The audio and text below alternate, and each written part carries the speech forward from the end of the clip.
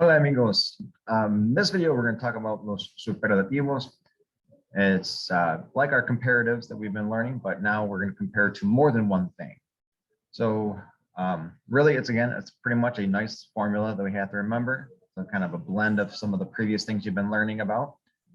But basically we've got our definite article and our noun, and then we're going to use más or menos, and then our adjective and de. And so it's pretty much plug and chug with a lot of these. Of course, there's going to be exceptions and such, but for the most part, you want to talk about how this beach is the prettiest one on the coast. This is how we do it. So we're going to say we can see the example right here, but we're going to show where that came from. Esta es la playa más bonita de la costa chilena. So this is the most beautiful beach on the coast. So whenever we have we're comparing this not to just one beach to another beach, we're comparing it to all the beaches on the Chilean coast. And to do that, so we're going to say the beach is kind of our first part, and then the most beautiful, and then of. So to do that, we start with the beach. So we want to include our definite article, which in this case will be la playa, la playa. Again, our definite article is just going to be the article that goes with our noun all the time. So la playa, and then the most beautiful, más, and then we use bonita here because our adjective is going to agree with whatever our noun is. And it's a feminine singular noun, so we use the feminine singular adjective. La playa más bonita, and then de. Now, this does happen a lot because you can even see what the translation is right here. This is the prettiest beach on the coast. It doesn't matter how you say it in English. The expression is de in Spanish. So when we compare anything, on the coast of Chile, or if it's in the United States, or any of those prepositions, whatever it is in English, it doesn't matter. It's irrelevant. We're still going to use de in Spanish. So it is, however you want to word this in English, this is the prettiest beach, in Chile, on the coast of Chile. It doesn't matter. It's still de in Spanish, de la costa chilena. And then whatever is going to follow the de is going to, this is what we do. The de is going to be whatever we're comparing it to. So, it's the prettiest beach out of what? What are we comparing it to? Out of all of the beaches on the Chilean coast. Okay. This is the least expensive hotel in town. Again, we've got the in, but we're still using de. And it's the hotel. We're going to give a quality to it. It's el hotel. And then what's the quality is it's expensive. We're using caro. We're going to use that. So we use the word actual C-A-R-O, caro. We don't change it because it is a masculine singular noun that we're using. El hotel. Menos caro. Now, if you're going to do this and say it's the most expensive hotel, then we just use más caro. So el hotel más caro del pueblo, el hotel menos caro del pueblo. That's how it works. So not too confusing, I don't think. There's kind of a lot to keep in mind. I don't think anything is that challenging, but definite article and noun, pretty standard. That's usually how you learn your vocab, right? It's, when I learned the word beach, I learned it as la playa. So you put those together, then how you describe it. We normally put our adjective after our noun. But this time, instead of just our adjective, which of course would always agree with our noun, we will throw the más or menos in front of it, and then we put de to show what we're comparing it to. Okay. And a little bit more to the superlatives is to know that when we're having our, let me go back, actually show you that previous slide. This noun can also be eliminated. We don't have to have that noun in there. Of course, we're going to assume that we know we're talking about the beach in this sentence. Esta es la playa más bonita de la costa chilena. I could just say this is, the prettiest, on the Chilean coast. It is the prettiest. I don't have to say it's the prettiest beach, just like we do that in English. This is the prettiest, of all of them. I don't need to say the prettiest beach necessarily. So I could get rid of the word playa in this sentence and it would still make perfect sense. Again, assuming we already understand that we're talking about beaches, Esta es la más bonita de la costa chilena. I could just get rid of that and it still is a good sentence. But instead of it being the prettiest beach, just it's the prettiest. And it's implied we're talking about the prettiest beach. And the la is still going to be la. It still has to be la, even though the la playa is out of there, because that is still our reference. Es el hotel menos caro del pueblo.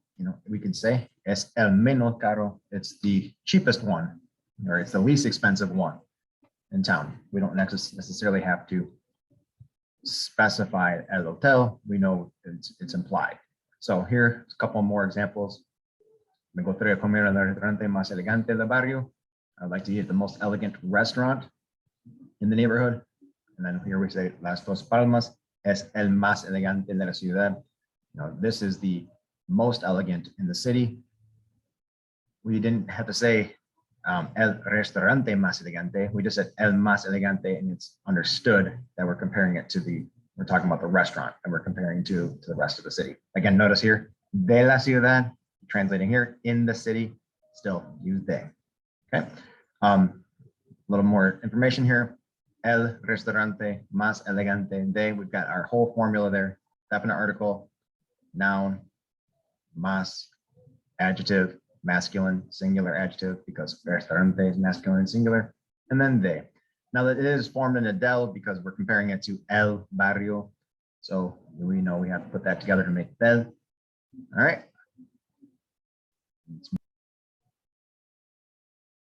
So there are irregulars, and there actually is a little bit more to it than this, but this is a really good place for us to stop and start, I guess, if we haven't learned any of the irregulars yet. But whenever we're talking about something being good, this is actually very much like it is in English. We don't say it's gooder, we say it's better. And in Spanish, we also have an irregular comparative form, which is also the same superlative form, but you notice they have the definite article with it. So if I want to say, this person is good, esta persona es buena.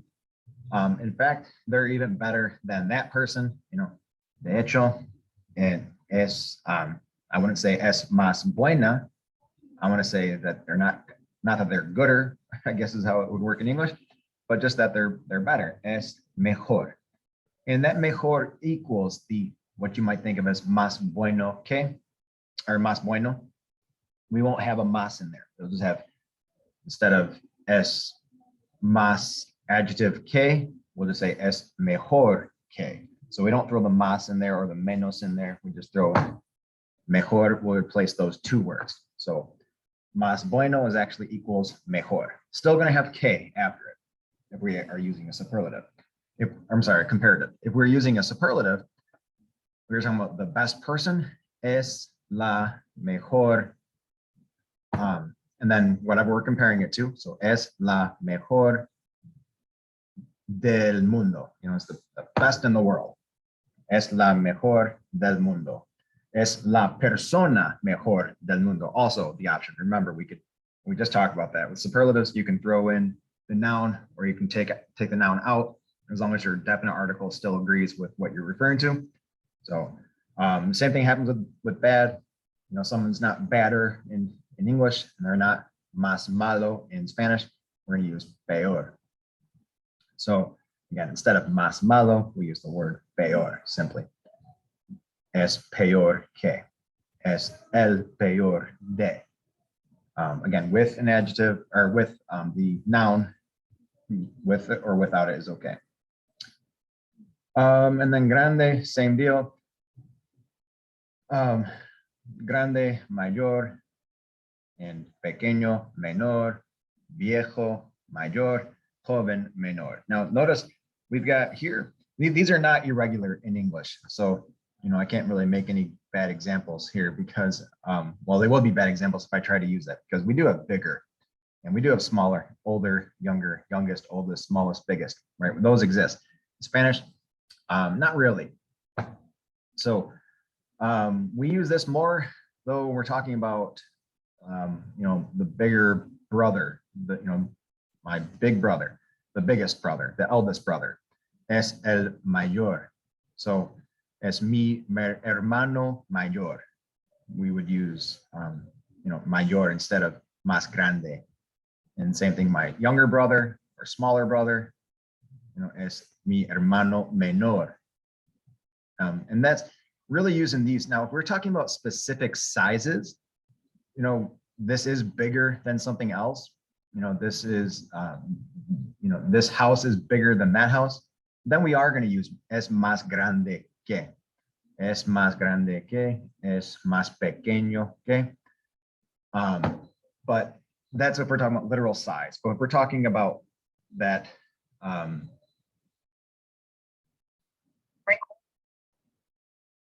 so again, it can get a little bit confusing because you can use más grande to talk about size. We're talking literal size.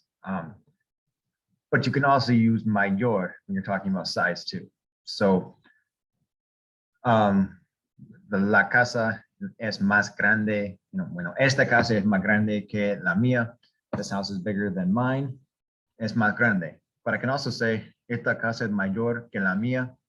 That also makes sense. But if we're talking about, we're talking the, big in the sense of my big brother, then we don't use grande here. That would imply more like the size of my brother. Mi hermano grande is my big brother, as in he's a literally, a large person.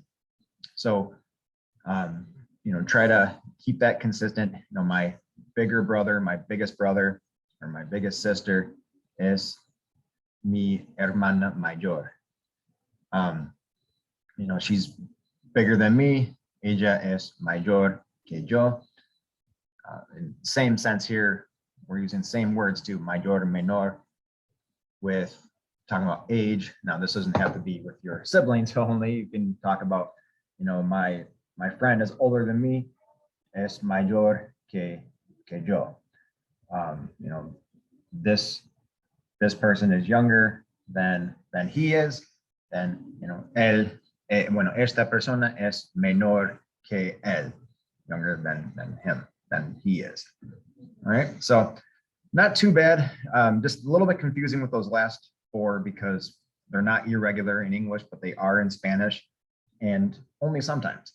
So again, shouldn't be too hard to keep track, and these are really common words to hear. So the best way to learn this stuff is I like to explain it. I think it's important to learn the grammar behind it, but best way, of course, is just using it, seeing it, reading it, hearing it. The more and more you see these examples, the more it just kind of makes sense without you actually trying to figure out why is it that way. It just is. All right. Hasta la próxima.